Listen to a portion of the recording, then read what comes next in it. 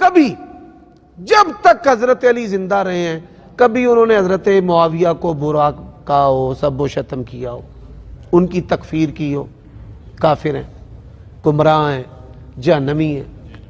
کبھی حضرت حسن نے کہا ہو، کبھی حضرت حسین. اللہ کی قسم اٹھا کر کہتا ہوں اگر حضرت معاویہ کے اندر ایمانی خرابی ہوتی حضرت حسن کبھی بھی ان کے ہاتھ پر بیعت نہ کرتے. صحیح بخاری میں 4108 نمبر حدیث ہے، 4108. تحکیم کے بعد جب ایک معاہدہ فائنل ہونے جا رہا تھا اور نہیں ہو سکا سیدنا علی اور حضرت معاویہ کے درمیان،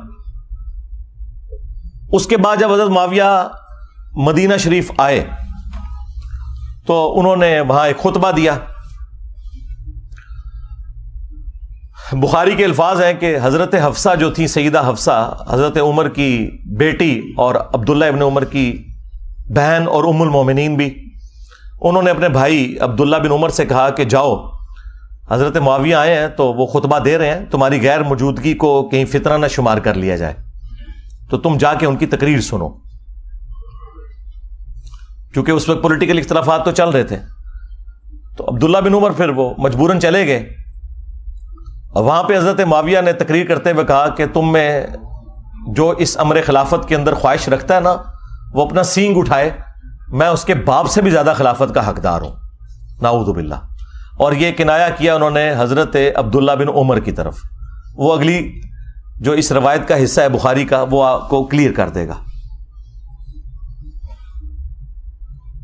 اب یہ اتنا بڑا جملہ تھا. اب مجھے بتائیں کہ عبداللہ بن عمر کا باپ وہ ہے کہ جن کی وجہ سے رومن امپائر گری ہے اور شام مسلمانوں کے پاس آیا، اور اس شام میں بیٹھا ہوا ایک شخص امیر شام وہ اسی کے بیٹے کو کہہ رہا ہے کہ میں تجھ سے اور تیرے باپ سے زیادہ خلافت کا حقدار ہوں.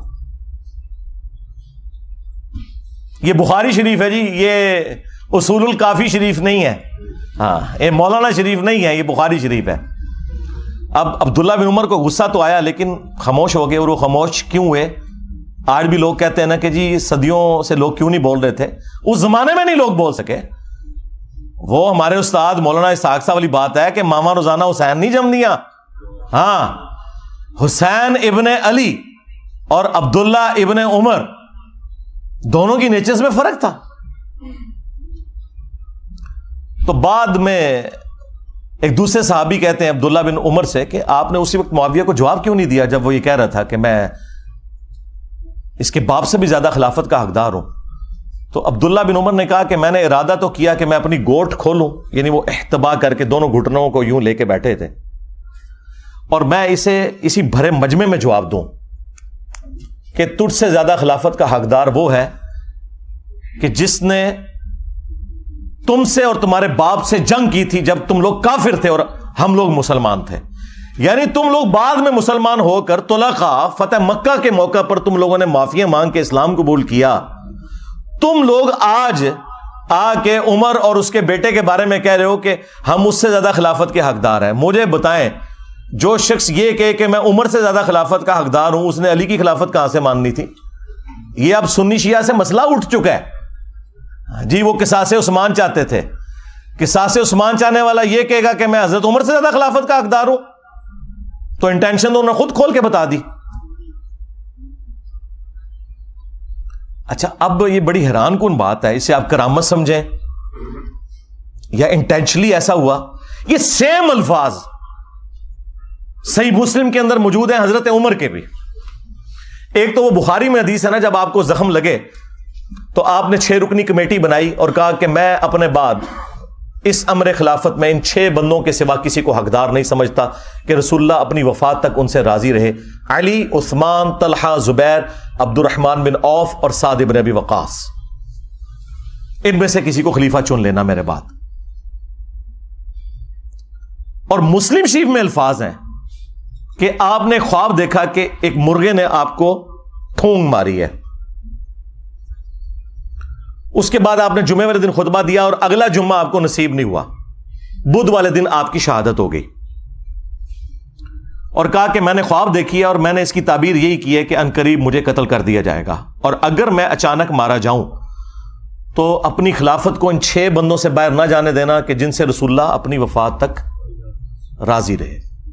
اس کے آگے بڑے خطرناک الفاظ ہیں کہ تم دیکھو گے کہ ان 6 بندوں کی مخالفت وہ لوگ کریں گے کہ جن کو میں نے اپنے ہاتھوں سے اسلام کے لیے مارا ہوا ہے, اور اگر وہ مخالفت میں سامنے آ جائیں تو سمجھ لینا کہ یہ لوگ اللہ کے دشمن اور کافر ہیں. اتنے سخت الفاظ ہیں. ہاں جی, اب یہ آپ نے تلاش کرنا ہے یہ اللہ کے دشمن کن کو کہا انہوں نے, کہ جن سے میں نے اسلام کے لیے خود جنگ کی ہے. لوگ کہتے ہیں یہ رومنز اور پرشینز کا ذکر ہو رہا ہے, اور رومنز اور پرشینز کو صحابہ کرام نے اپنے مشورے میں شامل کرنا تھا کہ حضرت آپ بتائیں کہ ہم نے کس کو خلیفہ چننا ہے. اور دوسرا, رومنز اور پرشینز تو رہے ہی کوئی نہیں تھے, وہ تو گر گئے تھے حضرت عمر کے دور میں. یہ آپ اپنے اندر رہنے والے لوگوں کی بات کر رہے تھے کہ یہ وہ لوگ ہیں جن کو ہم نے مار مار کے اسلام میں داخل کیا ہے, اور یہی مخالفت کریں گے ان 6 بندوں کی. خیر, اس کی ایکسپلینیشن میں علماء پہ چھوڑ دیتا ہوں. میں نے کوئی تشریح کی تو وہ کہیں گے کہ ایتے وچ نہیں سی لکھیا, تون بچو کڈ کے لکھے ایتے وچ تے ٹائم قیامت تک کی کڈ کے دس. حدیث ختم نہیں ہوئی بخاری کی, آگے الفاظ ہیں کہ عبداللہ بن عمر کہتے ہیں کہ میں نے ارادہ تو کیا تھا یہ ساری باتیں کروں, تو پھر مجھے جنت کی نعمتیں یاد آ گئیں اور میں نے انہی پر اکتفا کر لیا, اور پھر میں خون ریزی اور فتنے کے ڈر سے خاموش ہو کر اپنے معاملات کو میں نے اسی کے اوپر اکتفا کر لیا. وہ حدیث کا راوی کہتا ہے کہ عبداللہ بن عمر نے خاموش ہو کر اپنی جان بھی بچا لی اور اپنی عزت بھی بچا لی. ایک ماموں نے دوسرے ماموں سے اپنی جان اور عزت بچائی. ابھی عبداللہ بن عمر بھی تو ماموں ہے نا, جب انہوں نے رشتے اس طرح کے نکالے ہوئے ہیں تو عبداللہ بن عمر ماموں نہیں ہے, وہ خال المومنین نہیں ہے. تو وہ کہتے ہیں کہ عبداللہ بن عمر نے اپنی جان بھی بچا لی اور عزت بھی بچا لی. سورہ مریم میں جو آیت ہے, اللہ تعالیٰ نے انبیاء کرام علیہم السلام کا ذکر کر کے فرمایا کہ جب انبیاء کرام دنیا سے چلے جاتے تھے نا, فخلف من بعدہم خلف, تو ان کے جانے کے بعد ایسے ناخلف لوگ جانشین ہوتے تھے, اضاعوا الصلاۃ, جو نمازوں کو ضائع کرتے تھے, واتبعوا الشہوات, اور وہ شہوات کی پیروی کرتے تھے, فسوف یلقون غیا, ان قریب یہ اپنے انجام کو پہنچ جائیں گے. اللہ تعالیٰ نے کہا کہ انبیاء جب بھی دنیا سے جاتے تھے ان کے جانے کے بعد ناخلف لوگ ان کے جانشین بن جایا کرتے تھے, یعنی کچھ عرصہ گزرنے کے بعد ان قریب یہ اپنی اس گمراہی کی سزا کو پالیں گے. یہ جو سورہ مریم کی آیت ہے نا, یہ سیم فٹ ان ہوئی نبی علیہ السلام کے کیس میں بھی, اور اس کی ایکسپلینیشن میں وہ صحیح مسلم کی مشہور حدیث ہے جو آپ کو سمجھ ہی نہیں آ سکتی تھی جب تک آپ کو کربلا سمجھ نہ آئے, کہ نبی علیہ السلام نے فرمایا کہ جب کبھی بھی اللہ نے کسی پیغمبر کو مجھ سے پہلے بھیجا نا, تو اس کے جانثار ساتھی حواری ہوا کرتے تھے. وہ حواری بڑے پیشن کے ساتھ اس کی دعوت کو آگے لے کے چلتے تھے, اور جب وہ مخلص لوگ رخصت ہو جاتے تھے نا, تو پھر ایسے ناخلف لوگ اس مسند پہ آگے بیٹھ جاتے تھے جو زبان سے وہ کہتے تھے جو کرتے نہیں تھے,